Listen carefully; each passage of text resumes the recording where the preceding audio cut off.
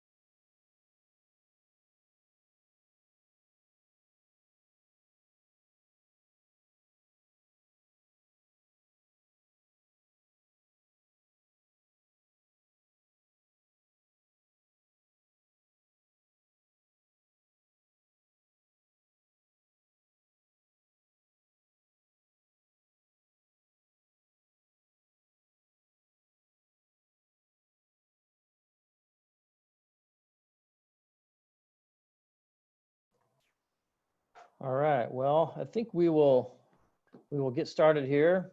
Thank you all for joining us this evening. Again, my name is Brett Willie. If I haven't met you, I'm the new principal here at the high school and just excited to be here with you this evening. And thank you for taking time out of your busy schedules.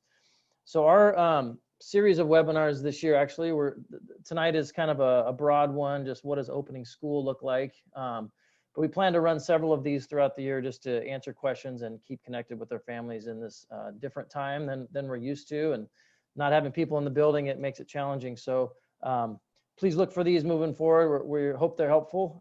Tonight's structure is really mostly around the opening of school and a lot of the kind of the bigger questions that are coming in that we feel like we need to try to help answer. I think the challenging piece for us is, in a high school with so many students and unique needs and different things that students and families are working through.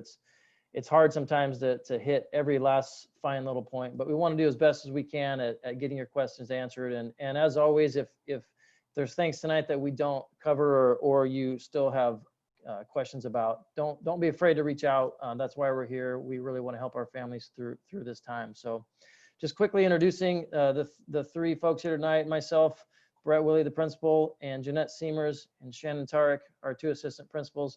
Mr. Molina was not able to be here with us tonight. He was super sad about that, but he is also one of our assistant principals here at the high school. So Just as we go through tonight, some of the topics that we're going to hit are just what instruction is going to look like here at the high school this year.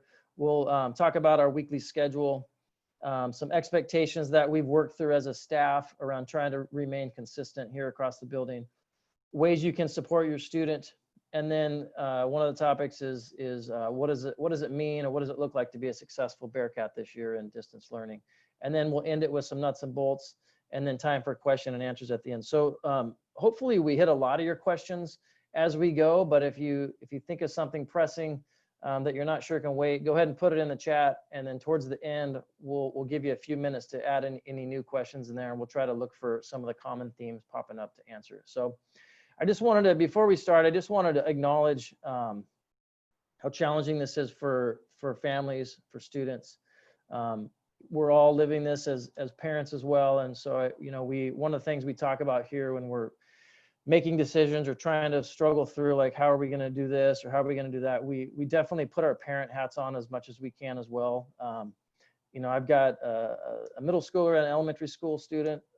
My two colleagues here have middle school and high school kids. And so we're going through the same things you guys are going through at home, and trying to figure out, what their daily routine is going to look like, and just a lot of those questions that we also have as parents. So I wanted to throw that out there and let you know that even it might sometimes not seem like we have all those things in perspective. We really are trying from a staff's perspective to think about the student side of this, because just know how challenging this is, and especially like for seniors and all those questions of what's next. This is really important. So speaking specifically to seniors, that's one of the things that has weighed heavily on us. Seniors and freshmen in particular, like how to bring those new kids in successfully. High school is such a big jump. Trying to do that distance learning is challenging, and then seniors wanting you all to have a great senior year and to send you out of here with the great celebration and off to your next steps.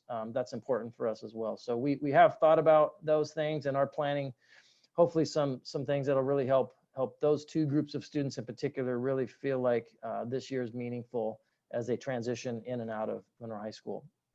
So the first topic sorry, we're getting in the Q&A that we're freezing a little bit and sound is going in and out. I don't know if that's for everyone, but I know our internet was out all day, as I assume most of yours was. So please let me know in the Q&A if that continues, and we'll see what we can do. Okay, yeah, that's frustrating if that's happening. So definitely let us know.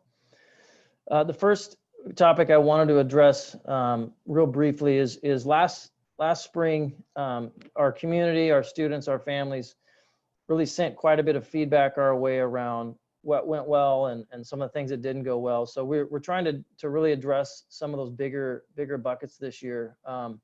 Just take grading as an example. Last year we were kind of in scramble mode and trying to follow direction from the state. And I know our grading policies were pretty confusing. This year we're getting back to normal grading practices. So our students can expect it to be just like it has been in years past here at the high school, and really focusing on the feedback we're giving students throughout the learning process so that they can continue to learn and grow. Student workload was a big topic that we heard loud and clear. It was challenging. Some classes and departments seemed to kind of hit a sweet spot around that, and others really felt like piling on lots and lots of work. So working with our staff really around the concept of quality versus quantity, and really trying to be mindful of that. Having 4 classes to manage instead of 8, that should help our students really zone in on a few classes at a time so that they don't feel overloaded. As far as communication, we also heard kind of like an over communication happening, and I guess that's better than no communication, but at the same time we don't want to overwhelm families. I know what that's like as a parent to be getting emails from different schools and constant communication. So really trying to find the sweet spot and using our newsletters, some monthly webinars like this, and email now and then, just really trying to make sure when we're communicating, we're doing that consistently but not over communicating. So feel free to continue to send us feedback. One question that keeps coming in is around attendance and what that's going to look like. So the way the state has structured attendance for schools this year is basically kids have to be present every day. We would prefer, because, and we'll get into the day and the structure of classes in a minute, but like when there's live classes happening, we definitely want students engaged in that.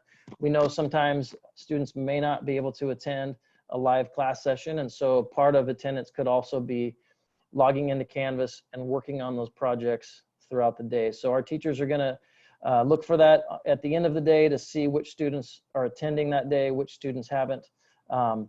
And that's kind of how it's going to go. So it's basically the idea of being present every day, engaging with the learning with your classes. So it's not quite as cut and dry as it normally would be, but definitely the concept of daily presence, focusing on learning, being in classes, watching those videos if they're posted there, like some sort of engagement each day for each class is how we're gonna measure that. And it'll probably take us a few weeks to really figure out kind of the sweet spot in that as well, because we haven't done it that way before, but I'm confident that we will be able to capture students. Even if they're working in the evening, we're going to be able to capture that they were present that day and make sure that counts.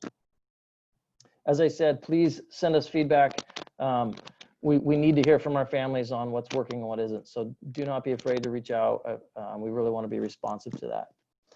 So real quick, just to get into distance learning. Last year, kind of as we've learned about the idea of a best practice in distance learning, how to do that well. One of the things that we kind of uncovered, and a phrase that we've kind of latched onto, is last spring was really crisis teaching. As a system, I mean, not just in Monroe, but pretty much everywhere, we were not prepared for that. We tried to shift quickly. Our teachers did a great job as best they could and what we knew how to do. Really from the state, the message was do no harm, basically just take care of students, families, needs, get through the year. It was kind of that mentality. And so it was really much more of a crisis mode. So what you experienced in the spring, we're hoping this fall will be a lot different, back to more of a traditional learning model. Obviously it's different being in that distance mode, but we really have spent time as a staff focusing on some of the best practices when we're trying to do school through, this virtual modality. There are some things that we can do to do it better than if we just try to repeat what we would do here in the classroom over the computer. So that's what we've been really working with our staff on. I just coming back to the high school, I was here from about, I don't know, 2004 to 2013 or somewhere in there, 2014, coming back very quickly, this summer, officially taken over in July, just beyond impressed with this staff here. And not many of our teachers took a summer. I mean, they were really preparing and working together in their teams. And I know that this staff here wants to do a great job for your students this year. And I'm very confident that they will. So I've just been over the moon impressed with the level of commitment that the teachers here and basically working all summer to do this well. So I'm confident that we'll do a great job for your students. One thing real quick, just to mention around distance learning and in this challenging time, one of the things that we're learning from psychologists and counselors and folks in that sort of world is that heading into winter, a significant percentage of our population, that's students, parents, all of us included, upwards of 60% was the one number that we kind of keep hearing, will be dealing with a significant amount of just depression, anxiety. This is just really challenging for people in general. I know in my own household, like this is hard for one of my kids more than the other. It's just not having that social connection and being able to go to practices and just do what they normally do has been really, really hard. So I think the idea that we wanted to lead with our staff this year is we have to take care of the social emotional needs of our students, which we always want to do, but really highlighting that launching into this year, because if our kids aren't having those needs met, it's going to be really challenging to learn. So really taking care of those basic needs of our students is going to be very important. And so we really want to pay attention to that now more than ever, just because this is so challenging for many of us. So I think real quick, and then I'm going to hand it off to Shannon. When we're thinking about a student, a class, let's say a week's worth of math, a lot of questions coming in around, is that going to be like live 70 minutes every day for all their classes? And the answer to that is no. There really is going to be a combination of live time with the teacher in the class, maybe some small groups, could be some explanations from a teacher really working the class through things. And then part of the time might be kids working on their own or watching a recorded lesson that the team has put together. So if your student isn't on Zoom for every single period for 70 minutes, don't panic, because some days that could be the case, but other days they may not be doing that. And that is what we are learning around, distance learning. It doesn't mean that they're logged in to a live session for 70 minutes at a time. It does mean some of that, but it also means they are going to be working independently or watching some pre-recorded lessons on their own. So I just there've been a lot of questions around how many minutes per day and whatnot. And we're really going to be flexible with that depending on the subject area. Some subjects might have more live than others. So it's hard to pin an exact amount of time on that, because it definitely, if we're doing this well, it's going to be flexible. So I'm gonna throw it over to Shannon. She has just some specifics around what a day and a week looks like in the life of a Bearcat, and some of the things you can expect from our teachers here this year. Hello, I'm Shannon Tarek. I'm one of the assistant principals at Monroe High School. As Mr. Willie said, I am also a parent of a senior myself, which is exhilarating and terrifying all at the same time. And I have a incoming 7th grader as well. I'm also a Monroe grad, so this is my hometown, and that go Cats. I'm very excited to be back. That being said, one piece of logistics that I just want to point out, if you're throwing questions into the Q&A, we are going to spend some time at the end of the session to answer those. So if it doesn't seem like we're getting to them in the conversation here, it's not that we don't see them. We're just going to try to answer them as we move towards the end if they don't get answered within the slides as we're going through. So that being said, I get to talk about what a day and a week looks like. So you may have heard the terms synchronous and asynchronous being kind of floated around to make it a little easier to understand. Live time, where your student would be expected to have some screen time, be interacting either with the teacher or with other students in some way, that's going to be synchronous. Independent is going to be that asynchronous type of thing where it's a little bit more flexible. So what does that live time look like? That's going to be those live, real-time interactions, engaged in learning through collaboration, coaching, whether it's with the teacher or, like I said, it could be with peers, really building that sense of community and getting that thought process flowing back and forth, which is what we're really hoping to have happen. And what, again, as Mr. Willie was referencing, we're learning to be best practices within distance learning. So and all of our schedule, they're really designed to have a mix of these two different types of learning. So that independent time is learning an instruction that's flexible in timing. So it might be that if your students are anything like mine, they're not getting up as early. So they may engage in some stuff in the morning, but maybe later on, they might be going through videos later on in the day or doing some of that stuff in their own kind of best timing for what works for them. I know my student has a job, so he works around that type of thing, and he's able to do that independent time free of a schedule.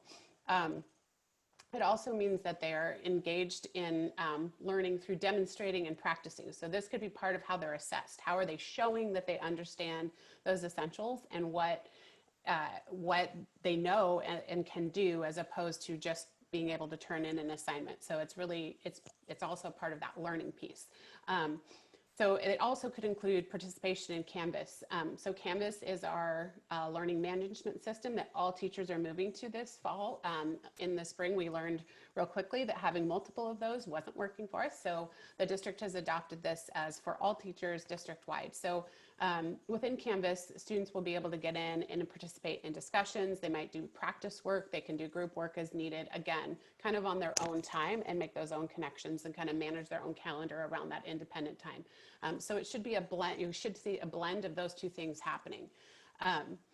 So within this, you're also going to see what's predictable. What will you know is coming, and versus what is just kind of like, okay, what to expect ahead of time. So the predictable things are going to be, you're going to get communication plans from your teachers at least once a week, the week before, usually on Wednesdays. And kind of that will be, you'll be getting that on a regular basis and knowing that that's coming. So you'll be able to go in, and we'll talk about that in just a second as to how you'll know that that's coming and how you can support your students in that. But for, as you know, especially at the high school age, we really encourage the kiddos to start processing that as much as they can, and looking for that so that they can kind of set their own schedules. The first 3 days, as again was referenced earlier, we are really going to dig into that, getting to know kids, building those relationships. We had a slight advantage in the spring when COVID hit, because we had a lot of teachers who already knew their students. We're coming into a brand new school year where they're going to have to really breach that new relationship and build those. So we're asking our teachers to spend those first 3 days really building those relationships and building strong connections with not only between the teacher and the student, but also from student to student. So they have a chance to interact with their peers. Again, as parents, we all recognize that that's where some of our kiddos are struggling. And so we want to give them the opportunity to have that as well. We're also going to be providing some tech mini lessons to students so that they can get familiar with what the processes are, what some of the routines should be, and how to build in those skills if they don't already have them, along with how they can become independent, successful online learners. So what does it look like to log into Canvas? What does it look like to communicate and send email? Those type of things. So those type of things will be coming through in those first 3 days to really kind of set the tone and give people a chance to get comfortable with the setting before we dive into the content. So we will be doing that dive into the content, but we do want to take it slow so that we can go fast later on. So what do you expect from your students, teachers, as you start going, oh, okay, what's happening in this class? What's happening in this class? As I said, you're going to get that consistent communication. We all, as parents, experienced that email fatigue where we had them coming in left and right in the spring, and we would like to avoid that, but we want to make sure that we're still providing enough communication. So finding that nice sweet spot balance. So you should expect that consistent communication, that daily interaction between the balance between live and independent learning opportunities with your student. Weekly schedules will be posted in Canvas on teachers' pages, their Canvas pages, which we'll talk more about in just a second, by Wednesday, so that you can plan for the week over the weekend if you need to be prepared for the next week. And not just you're for your students. So again, with like things like work schedules and those type of things, that there can be a balance there and you have enough opportunity and it's not just reactive, and you can be a little more proactive. Also, the other thing we want to really make sure you understand is, when do you contact a teacher? When should you worry? And if it goes beyond that, when should you contact an administrator or someone beyond that? So if you're kind of wondering about when you contact your teacher, if you're not hearing things, if you're not getting quick responses, if you're not able to get your questions answered, and your student doesn't know the answers, by all means, reach out to teachers.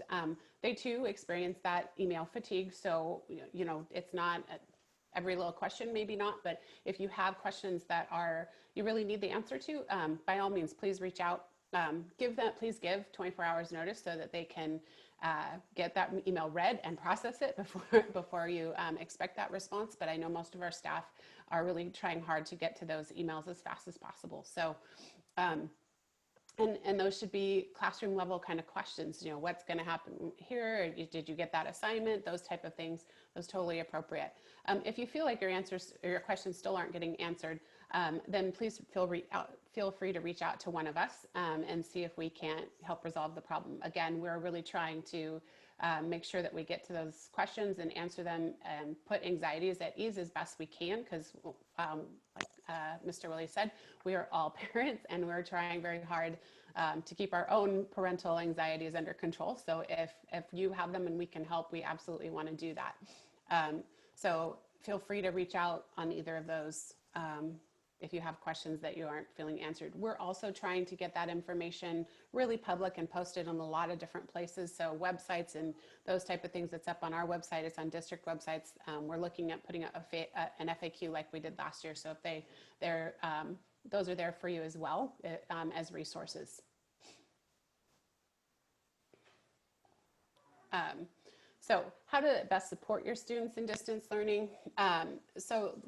You heard me talk about Canvas just a little bit ago. So Ms. Steamers is pulling up how you're going to access this. So if you go to our district website, which is should be up on your screens now, and you go under the tab at the very top there, and it says families.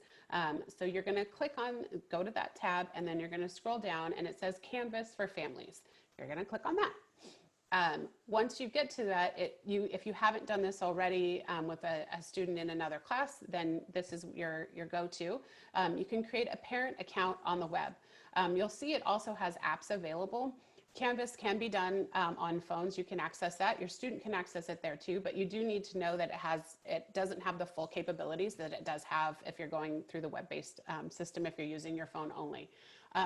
So you're going to create a parent account, and it will walk you through a tutorial here on how to set up the account, how to become an observer in your students' classes, and you can become an observer in all of your students' classes. So you can go in and see exactly what they see without being a student, and what that student piece, what it allows them to do is turn in assignments and get grades and attendance, which you don't need to worry about, but as a parent, but they do. So this allows you to have all that same access, see what's on the discussion board, see what is being asked of them, be able to see when items are due, what the schedule is, what the calendars are, all of those different pieces. So it's really, really helpful to be able to go in there and get your stop shop answers.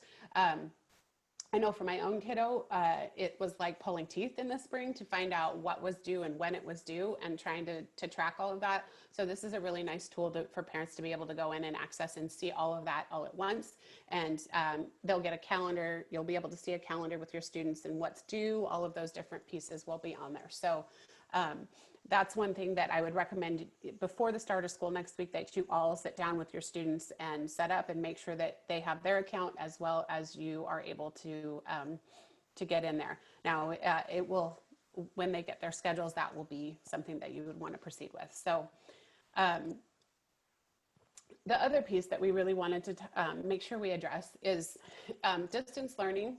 All learning. One of the things we know as educational practitioners is that learning is hard. There's lots of different quotes about how learning is difficult, and you learn the hardest lessons the hard way, all of those type of things, but you actually learn them the best when they're difficult. As a former culinary arts teacher, one of the things that was always told to me is, like, if you get a recipe right the first time, that's just luck. If you can get the recipe right every single time, that's learning. So, and we want to make sure that that's understood by our students and our families, because learning is hard. So you're going to see your students struggle from time to time. You don't pick up a book and know your ABCs when you're in kindergarten just because you picked up the book. It's going to take time, and it's going to take practice. So you may see more of that than you're used to seeing, because your students aren't usually at home when they're doing that learning. So understanding that that's it's okay to struggle as far as the learning. Now, if they get absolutely stuck, there's a difference between struggling and stuck. So making sure that we're still supporting your student. You're still there for them. We're still there for them, knowing that if they get stuck, asking questions, and trying to figure out how to solve the problem, as opposed to just stopping. So really, really helping them struggle through that learning, because it's okay to struggle when you're learning something new. That might be challenging, especially when you're learning it in a new environment than you might be used to. So really encouraging that advocacy for asking questions and reaching out to staff members, which isn't a comfort zone for a lot of teens, because they think they're used to that face-to-face. They'd rather go and ask the question or text it. Email is kind of a fuddy-duddy way sometimes for them. So having them, really helping them reach out via email or in the Canvas discussion boards to ask questions and get that extra help is part of that process. So really making sure that you're there for them, supporting them, and knowing that we are here for them as well. And yeah, just asking them to reach out. Um, a couple of other things that we want to let you know, we don't necessarily have resolution to at this point, but we are continuing to work through working with some of our partners outside of the Monroe School District. AP is one of those areas. The advanced placement courses is one of those areas. We're working with a college board to kind of look at what their plan is for the year, because they're having different responses to what's happening all over the country, and so their response is a nationwide response, and so we're working with them to understand what that is and how we can support them. One of the other big challenges that we are working through is what we're calling a semester blackout, because we had to drop to 4 periods in order to accommodate some of the concerns around making sure we weren't overwhelming students and families with what we had previously. We know that there's going to be some gap between math and world language access, and so how to support that in the semester or quarter that a student doesn't have that class. So we're very much aware of that as a concern, and are working with the teams involved in that, our staff teams, as well as families hearing those concerns and trying to come up with resolutions that can best support students during that time where they may not have the class, in order to not have anybody have any kind of loss in their educational growth. So those are things that are on our plate, and we see as high priority items to resolve that we are still working on. I'm going to go ahead and hand off to Ms. Seamers. Awesome. Thanks, Shannon. Hello, everyone. My name is Jeanette Seamers. Most know me as Seamers. And as I look through the names in the list, I'm thinking of student faces, and that's exciting for me. I just want to share that. As Brett said, I do have a middle schooler, one entering middle school, and I have a new 9th grader this fall. And so one of the things I'm being really intentional about is thinking through the lens of my 9th grader, and what that needs to look like and how we're ensuring really great communication for you. And so I'm going to be the one who covers some of the nuts and bolts and important announcements. And I want to start by talking through some of the commitments we're asking your students to make. So Successful Bearcat in distance learning, and I want to be really transparent. These are the same commitments that we ask our staff to make when we're meeting with them this year. And so we spent 3 days with them last week preparing, and we shared these same commitments with them, and they fit our students as well, and even our families, right? So a Successful Bearcat commits to remaining engaged in the work. This is going to be hard work. It's going to be different work. It's going to be different than anything we've ever done. And we're first-time administrators all over again. Our teachers are first-time teachers are all over again. And so we're committed to be remaining engaged in the work. To focus on the learning set for each session. Teachers are going to be doing a really explicit, clear job sharing out what learning expectations are and what learning objectives are, so what students are working towards. To be prepared, both mentally and physically, right? That's that frame of mind. We have control over our attitude and our effort. Make sure you're getting good rest. Make sure you get up in the morning and have some routines where you're taking a shower and getting ready for school. I don't know about anybody else, but starting at 9 o'clock feels way better than starting at 7:50. I'm excited for it. So adopt some of those routines that you would normally have if we were in our brick and mortar building, and that will help. Exhibit respect for the learning environment, right? We've got to make sure that we are all entering that space as a learning environment. Asking questions and seeking clarity when needed. That goes for our students and our families. Please make sure you're reaching out to your teachers, us as administrators, so we can help you navigate through this first semester. And then finally, committing to collaborating with classmates to grow their learning. So there will be a lot of opportunity for students to engage in dialogue with their peers and their classmates. And so we just want to make sure that they're committing to that in the vein that they're going to be growing their learning. Do watch. I know many of you, it's interesting, most of us at about this time, student-wise at least, would be worrying about like, oh, what am I going to wear the first day? Is it going to be hot? Yes, it's supposed to be really hot. Actually, next week I saw like high 70s. Obviously, that's a little different this year when we engage virtually. And so we know that there's some anxiety about the first day of virtual school. And so we are creating a short video that we will be sharing with you. So watch for that email later this week. It's going to have a welcome from staff, and then it's just going to take students through kind of the nuts and bolts that they need to be aware of to have a successful launch Wednesday the 9th. All right, so some of those nuts and bolts. So schedule change requests, this is a big one. And they're going to be different during distance learning. Our time is going to be a little bit shorter because we've got to get textbooks out to kids. And we're actually going to do a virtual option. So parents don't have to go onto the counseling website, print out a form, fill it out, sign it, scan it, and email it back. We're going to be utilizing a Google form this year. I want to remind everyone right now, the reasons why we do schedule change requests. There are 4. One is if you have a missing class or what we call a hole. The kids all know that normally during brick and mortar, they come down to the counseling office if they have a hole in their schedule and they get it figured out. And so that would be one reason to fill out a schedule change request form. Another reason would be that a student's not in the correct class level. So maybe I'm supposed to be taking Algebra 2, but I'm signed up for Algebra 1. So that's a problem, right? Or I'm supposed to be taking Algebra 1 and I'm signed up for Algebra 2. So a student is not placed in the correct class level.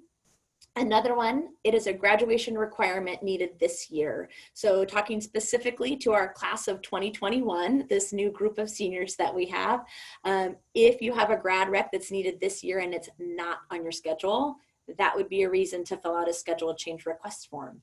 And then finally, the class is not what the student put on their original list as a first choice or an alternative. I do want to be really transparent with this one. With our virtual schooling option, we are having to collapse some classes. And so some classes might just not be available. And so you'll get placed into another class that would meet that graduation credit requirement. So if you were going to take a graphic design and it gets collapsed, we would put you into an alternative CTE course that would meet that need. So I want to just be transparent that that 4th one's going to be a little bit different this semester. There will be an email coming out to families and students next Tuesday. And there's going to be links to this electronic schedule change request form. So schedules are tentatively, most likely, coming out this Friday at the end of the day. So students can expect their schedules here on the 4th. And then Tuesday, there'll be an email that explains the whole process for schedule change requests, as well as links how to access that Google form. So that'll be your way that you submit a schedule change request form. All schedule change request forms are due by Friday, September 11th at 2:30 p.m. And that information will be in the email that goes to all families and students as well. Again, that's Friday, September 11th at 2:30 p.m. Counselors then go through and process the requests, and those changes, all changes that are going to be made, will be done by the end of day Wednesday, September 16th. So that will be the way students will go into their Skyward and check to see which classes they have if they requested a schedule change request. End of day September 16th is when those changes will be done. Next one, monthly family webinars. So this is something that we're launching this year. It's not something that we've ever done, new to COVID, a benefit, and we really want to be intentional about supporting our families this year. And so we are open to your suggestions and areas of interest that you want to learn more about. So please make sure you can send me an email. You can find my email on the website. You can send that to me. Any of us will take those ideas. Some of the things that we have scheduled are grading and reporting and what that looks like, study skills and organization, continuing how to be a successful distance learning support for your student, how to prevent cyberbullying. That's a big one right now on our radars. There's a lot of things that are happening that normally we would work with students on in school. And so that's something that parents, we recognize, are taking on now as well, kind of a bigger load of that. And so we want to support families in that. We're also going to be talking through some social emotional pieces as well. Athletics and activities. Well, really it's going to be an athletics update. We're still waiting on guidance from WIAA, which is the Washington Interscholastic Activities Association, around activities like band and drama and choir and things like that. They've released information about athletics, and our school board voted last week to allow pod-based workouts to happen once we are in phase 3. And so that will happen once we move into phase 3 in Snohomish County. Students will be able to work out in small groups here on campus, and we're going to work through that. There's going to be daily screening and daily attestation. But in the meantime, if you are a student or you're the parent of a student who's interested in getting workouts virtually and connecting with one of our coaches virtually, please email that coach. And you can find a list of our head coaches with their emails on the MHS athletics website. As an FYI, we are currently set to start sports in season 2, which starts December 28th. That is pending our current health conditions at that time. If we follow that timeline, athletics registration is going to open up probably the beginning of November. So some things, and be watching. I'm constantly updating in Bearcat Necessities. There's a weekly kind of athletics blurb, so please be watching that. And then the last nuts and bolts is Bearcat Pride. I bet some of my Bearcat Pride parents that are out there. Bearcat Pride Parent Teacher Group was established to provide support to Monroe High School staff and students in a variety of ways. In this last school year, they had 5 $500 scholarships to our graduating seniors, in addition to teacher grants and multiple donations to MHS groups and clubs. And they need your help. They want to continue this success more than ever. So the 2021 school year starts virtual, and they need fresh new ideas to help continue donations for scholarships, grants, and clubs and groups. Most of their funds are raised by running the 2 concession stands during varsity sporting events. Once varsity sporting events begin and we're able to include the best MHS fans ever, they use volunteers to work the concession shifts. And for each person who volunteers, they donate a set amount of money back to the club or group of your choice. And so they want to continue. They also host staff appreciation events, provide refreshments and treats to students and for various events throughout the year, help with yearbook photo day, ASB cards, assisting with honor roll. They meet monthly on the 2nd Wednesday of the month via virtual meeting until further notice. We also have updates in the Bearcat Necessities newsletter as well, and they are asking that all parents, staff, and fans are welcome. You can see on the screen, there are 3 ways to get in touch with them. Their website, www.mhsbearcatpride.org, Facebook, Monroe Bearcat Pride Parent Teacher Group, and by email, parents-mhs@monroe.wednet.edu. All right, some important announcements. These are some save the dates. So I hope you have your pen or pencil ready and some paper. First one is this: next Tuesday, a week from tomorrow, we will be hosting our Chromebook pickup. In the morning, we'll be spending 2 hours with our 9th graders. So you can see the distribution of alphas by last name on the screen. So from 9 to 10 a.m., 9th graders, and then if they have any upper class siblings, they can join them at that time. We're not going to have families have to come back twice on that day. Last names A through K, and then you can see 10 to 11, last names L through Z. And then at 11, we jump up to 10th through 12th graders, last names A through H. We're going to take a soft break at lunch, and so we actually close the entrance. And then 1 to 2, 10th through 12th graders, last names I through P, and 2 to 3, 10th through 12th graders, last names Q through Z. This is for those who do not have a Chromebook and want to pick one up. I do want to be really clear though, the morning session with the 9th graders, we're handing out swag bags for all 9th graders. And so that's kind of our way to welcome them into MHS that morning. And so we do want all 9th graders to swing by in the morning between 9 and 11. And if folks can't make it, I'll give some information on the next page about setting up an alternative time, but we're really trying to keep it in that schedule if possible. On Friday, September 11th at 1:20 during our connections time, we will be hosting an MHS Club's virtual fair. So our Key Club, our Drum Club, all those clubs are going to be hosting a virtual fair. This is a great way to find out how you can get involved and get connected with students that might have the same interests as you. And so that webinar information is going to be going out shortly as we get closer to the 11th.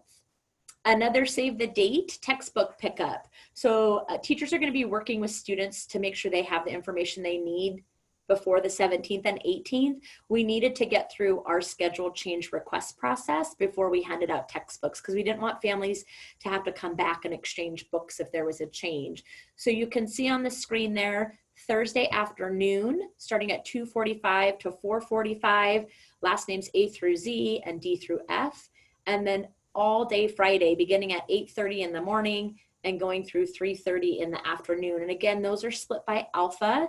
You will also be getting a picture packet at that time, which I'm going to talk about in just a minute. I do want to remind folks, if you are sick, you have a fever or flu-like symptoms, or have been in direct contact or indirect contact with a COVID positive person, you should make alternative arrangements. And this is the same for Chromebooks too.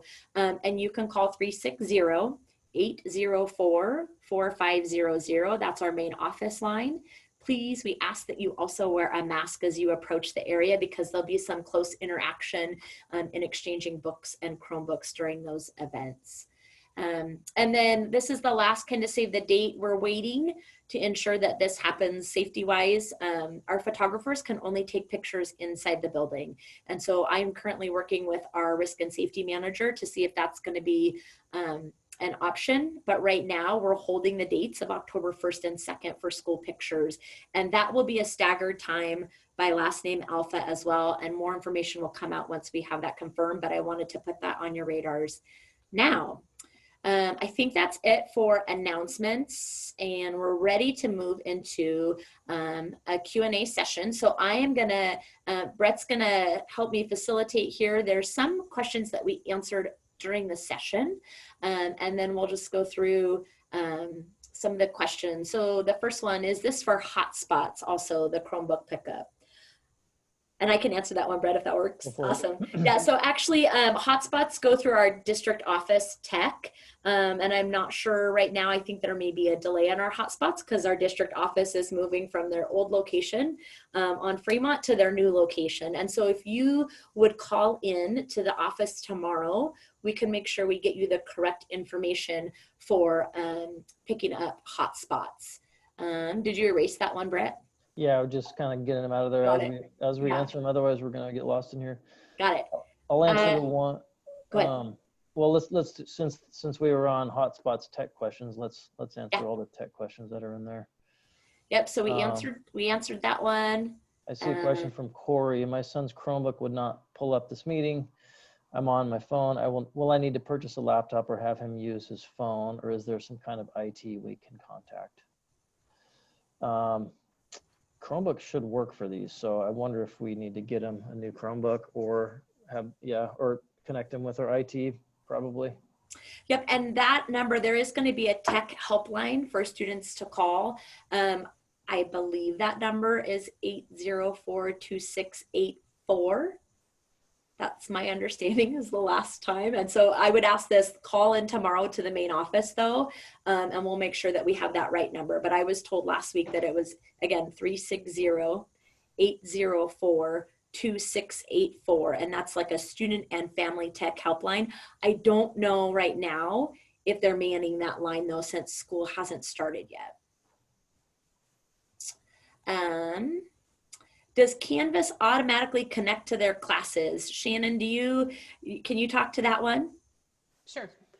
Yes, Canvas, once schedules are completed, that what will happen is those, the classes will populate for your students in Canvas, and they should be able, once they go in and they log in, all of their classes should pop up in there. And once you go in as an observer, you would have that access as well. So yes, they should be in there. If there's not, then there may be kind of what Ms. Seamers was referencing earlier. There may be a hole or something that there's an issue with the schedule, which would be a reason to reach out to the counselor and try to resolve that. But otherwise, it should pop in there right away. I'm going to answer the question, how will you handle if a teacher is out for a few weeks, for example, with COVID? How will subs work during this time? Well, I think it's going to be challenging. So I think like the short-term subs, we're probably going to have to cover those with teachers internally, just because having a sub come in for a day and try to get on, like figure out every teacher's Canvas login, all that, it's really going to be challenging. So if there's a long-term absence, what we'll need to do is probably have long-term subs that would be trained, that could step in and keep things going for that longer term. So I think the substitutes is definitely going to be challenging because we're not in the building and there's so much. There's so many logins and just understanding of Skyward and Canvas and all these communicating, platforms that we're using. Having a sub come in is going to be challenging, but I think the longer terms, I think we can solve those. I think when it's in the short term, that's going to be more challenging. So we'll probably have to have teachers cover internally, or, maybe that day, if the teacher's going to be out one day, they just have the kids do some asynchronous videos that day or work on a project or whatever. I think that's a better short-term solution. Shannon, can you answer this question? Is there any word on Skill Center? So Snow Isle. Yes, so we've been having pretty regular conversations with the director of Snow Isle and their support team, and we're working to make sure that our students are able to be able to participate in the Snow Isle. The students that were accepted to the program last year are able to participate with those Snow Isle classes during our schedule. So if a student was accepted and they took they accepted the acceptance, that enrollment, then they will be, as when schedules come out, they'll have Snow Isle on their schedule. And during that time, they will be in like our daily schedule, they will be connecting virtually to Snow Isle, and they'll be providing some of their curriculum in that virtual environment as well, doing the distance learning piece. They also, and we have coordinated efforts with them, and once again we have those schedules figured out, you'll be getting more communication on this, but we will be coordinating with our transportation and Snow Isle. So every 10 days, I believe it is, a student will have the opportunity, meaning that it's not mandatory, but they'll have an opportunity to, in a small pod of students, with a teacher, go and spend 2.5 hours at the Snow Isle facility, where they'll be able to, following all the Snohomish County health guidelines, they will be able to interact and have some of those hands-on experiences with equipment and facilities that Snow Isle can provide. So for example, if you're in the machining program, you'd be able to go there and in 2.5 hours really dig into some of those concepts, and that would happen every 10 days for 2.5 hours on a rotating basis. And so it wouldn't be everybody goes on that same time. It would be 5 students might go one day, 5 students might go another day, on an every 10-day cycle. So, and that will be starting when Snow Isle starts, which I don't have that date in front of me, but I believe it's the 14th is the first day of Snow Isle classes. So those, we do have a little bit of time before that lift, but that is when we would expect to see that. So, and that would obviously be with parent permission, all of those different pieces. So you'll be getting a lot more communication on that as we start to get those schedules solidified a little bit more, so that we can get those pieces out. And then we'll be providing that transportation as well if need be. Okay. Go ahead. I'll quickly answer the Friday schedule, Bearcat time. So is that time scheduled as needed? Is it more of a free independent work time? So I think for students, plan on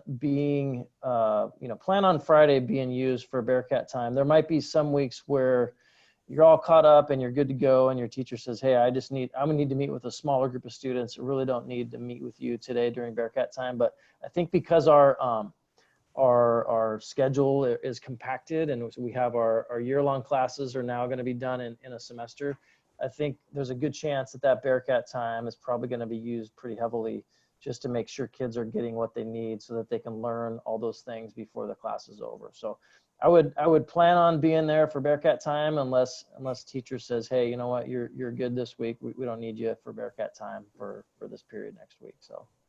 And to add on to Fridays, I have the schedule there so you all can see it. So we do have our Bearcat time, and then we've built in a 40-minute connection period. You heard Mr. Willie talk early on in the session just around what we're hearing from our mental health professionals. And so last spring, teachers had a number of students that they would call and check in with, and we're going to be more intentional about that this fall. So each teacher will have anywhere between 15 and 17 students, and students will go, that connection time is going to be a required time for students. And so that's a time where we're going to be going over some social emotional learning. We're going to be going through our signs of suicide program and some other things to make sure we are connecting with students. It'll mostly be small groups, and teachers will have some flexibility in that. And then that 1:20 to 2:20 is when some of our clubs will meet and things like that. So those are just 2 other pieces on that Friday afternoon schedule. So there's a question in here about clubs, about band. So no, the band class is still happening. It says, you mentioned band during your discussion on athletics, as band has always been a class in addition to performing at athletic events. Band will be a class this year still. Yes, I'm talking about marching band, pep band. There was also a question about sports, so I want to make sure I answered that one. So the question is, you said sports won't start until the end of December. Does that mean any sports scheduled before that will not be held this year, or they'll get pushed back? So WIAA, actually, I think I gave one too many A's there. WIAA actually changed the sports seasons. And so there's 4 sports seasons now. We are currently in sports season 1, and Wesco, our league, voted to actually move cross country, which was one of the allowable sports right now. We actually voted to, as a league, to move that to season 3, which starts in March. And so right now, the first sports season that Wesco League schools will have is season 2, which is your traditional winter sports minus dance. And so it's basketballs, wrestling. Oh my goodness, I'm blanking on a couple other ones in there. I'm sorry. And then season 3 starts in March. And that has your traditional fall sports. So volleyball, football, those sports. And then season 4 is our traditional spring sports. And that starts at the end of April. And so that is your traditional baseball, track and field, girls fast pitch, boys soccer, etc. So no one's doing any sports in Wesco right now, except for those virtual workouts. I've got a question here about seniors being relayed information on colleges and deadlines and all that. So I just actually talked with Mr. Giles today. He does I don't know exactly what it is specifically, but he does a whole thing with seniors and families about college and that whole process. So we're actually going to do that, I think, the second week of school. So that'll be one piece. And then I just wrote down a reminder to myself to work with Miss Dickinson in our Career Center, just around having some informational sessions this year with our seniors early on, so that we can make sure that they have the information they need and they're getting the help that they need. So definitely have that down as an important thing to keep our eyes and ears on to start the year. Have the students changed login information and password? No, those are the same. So password and logins remain the same for students this year. All right, who's going to answer that? Are students required to turn on their cameras during class questions? I can answer it. That's a great question, actually, and it's something that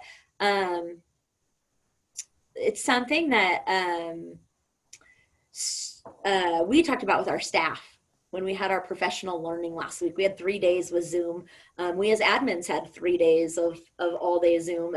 There's a couple reasons why cameras. Teachers are going to work through it. And I know that's kind of a nebulous answer. We recognize that there are certain home situations or certain cultural situations where turning on cameras is not an equitable or accessible opportunity for all of our students. And so teachers are going to talk through that with you when you're in your class sessions. So will it be required? We have asked that it not be required. I will say that for me as a learner, when I can see faces and have that engagement, it helps me engage. But I also have really off days and I want to turn my camera off because I'm just going to be distracting because I'm distracted or it's an off day. And so we want to make sure we're being flexible with that piece. Well, I think too, to add on to that, I think if there was an extenuating circumstance or like a something, I would just reach out to the teacher directly and just say, hey, here's kind of why I don't feel comfortable doing that. But I think from a teacher's perspective, seeing student faces, and like, it helps us know that you guys are engaging with the learning. So I think if I'm teaching a class or if I'm participating in a class, the person who's instructing me is going to want to know that I'm there and engaged and kind of following along. So I think it is important. But if there is something that you really are feeling strong about, I mean, our teachers are pretty great here. So don't be afraid to just reach out and have that conversation one-on-one. Yeah, a couple questions about, is this going to get posted?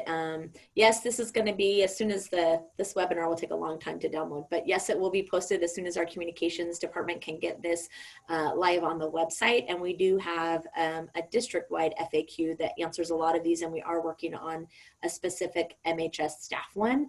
I have a question around dance. So WIA moved dance to a different season, and it's now in season 4. So that's that late April, May, and June season. So dance that's a decision that WIA made to move.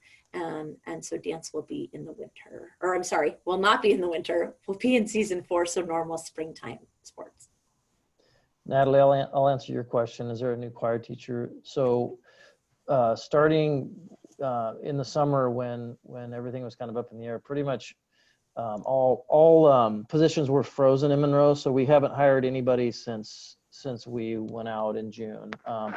And so just recently in the last week, we've been gauging from the community how many kids are coming to school, how many kids are going for the 100% virtual option. So we have that number pretty clear. Now the next step is to take our new, so we do have about a little over 100 students from the high school that have chosen that other option, in addition to lots of running start kids. So we have less staffing coming into this year that we just received. So we now have to basically figure out which classes, like, do we have 10 algebra classes? We really only need 8, like, to start to kind of condense that. And then we can look back and say, okay, do we have positions open that we still need to fill? So unfortunately, we haven't hired any teachers because we're waiting to figure out the exact numbers that we had. And so we'll be scrambling here to try to fill those positions as best we can. I know we have quite a few kids that have signed up for choir. So it could be something where we move those classes to second semester just to give us time to have a real good search. But I know we have a pretty good list of very qualified applicants that were in there. So questions around what kind of socialization options exist for students.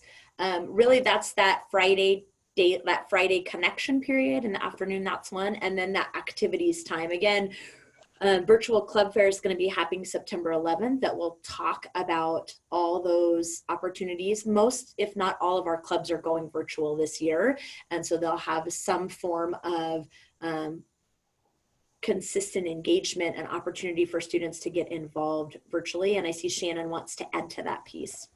Yeah, just that we're also asking, one of the things we worked with our staff in last week is that they build in opportunities for socialization within their course content as well. So when we're saying collaboration, we want peers to be able to go into breakout rooms, have conversations, be able to bounce their thinking off of others, and really dive into learning together, because learning is a social endeavor. We know that. So we want to make sure that that's encouraged within that as well. So there's those options that are choice, but there's also going to be some that are just built into the curriculum as well. We've got a hand raised in the question. I don't know if it was a mistake or not. So Cheyenne, I'm gonna give you an opportunity to ask your question. Go ahead. It might have been a mistake, but. Looks like she's muted. Yeah. Cheyenne, you have an opportunity to put it in Q&A too. Courtney had a question around student teacher access time. So that is time for kids that need extra support. I think Friday Bearcat time. The nice thing about Bearcat time now is it's tied specifically to periods. So that's definitely a good chunk of time every week. And then I would say, it's just like we're in the building. If students need extra time and help, we have before and after school. I know our teachers will be willing to do whatever they need to do to help our students. In fact, lots of stories about last spring, teachers working well into the evening, getting those kids the support that they needed and answering their questions. So I know our staff is willing to do whatever is needed to help our students. So we've got quite a bit of that time built in, and then just like always, before and after school as well. I can talk to that social emotional learning question. So the questions asked around social emotional learning is, what is being taught or shared in these times part of already board approved curriculum? So actually I'm working closely with Joe Nigel on that. That's one of the pieces that falls under, or one of the hats that I wear, is our multi-tiered system of supports around behavior. And so we have not adopted a curriculum yet on that. This fall, we will probably be spending most of our time around our signs of suicide program, which is something we've been doing here at MHS the last 2 years at least, if not 3. And that is an evidence-based program that our students take part in their classrooms. We're navigating what that looks like. It's probably going to look a little bit different.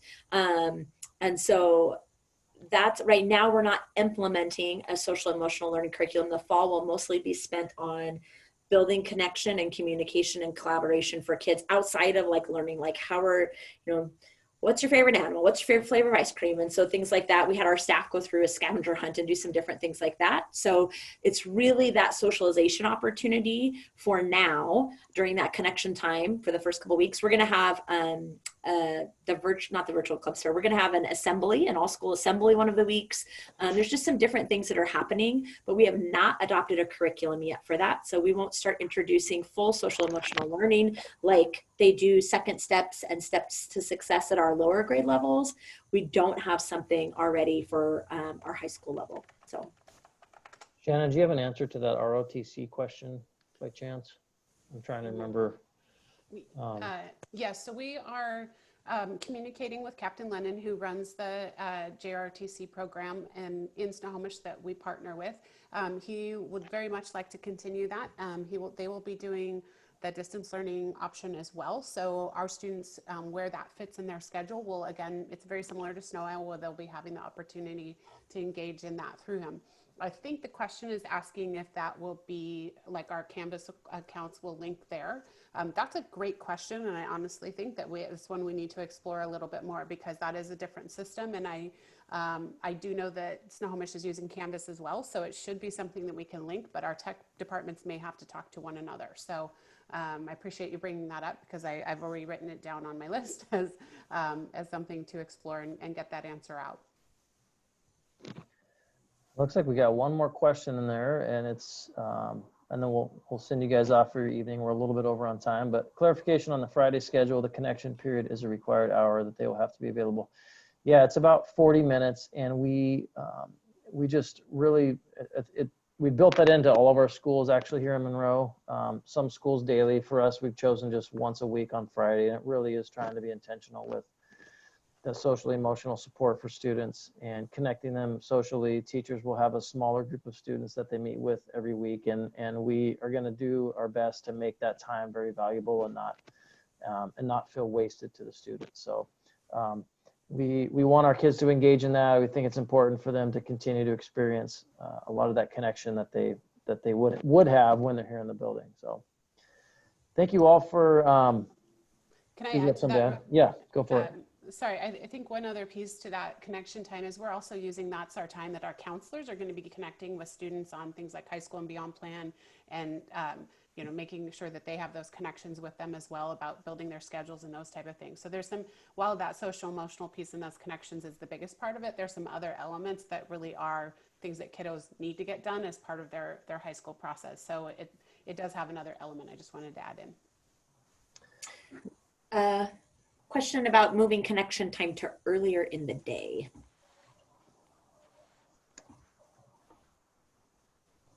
Well, at this point, I mean, I guess we could talk about it. Our schedule is set. If as a staff we felt like, or as students felt like that was more helpful, we could probably look at that. At this point, I think it is where it is. But if that's feedback that comes in from students and families, there's no reason why we can't throw that back on the table for discussion. So Can I just add to, so we had at most about 75 in here tonight, which is, as you know, we've got over 1,500 students. And so if you know that families have questions or they're asking, please have them reach out. We're here all week. I mean, we want to answer questions. We're trying to get back to emails.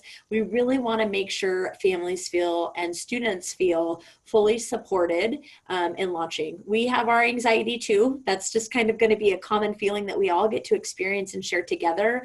But one of the things that we can do to decrease that anxiety is to be able to answer questions. So if you know other families that missed tonight, please point them to the website.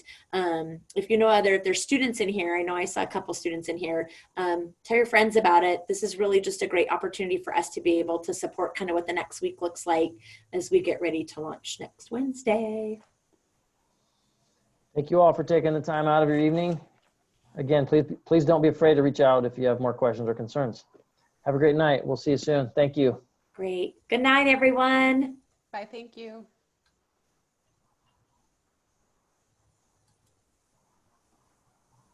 A lot of thank yous in the chat.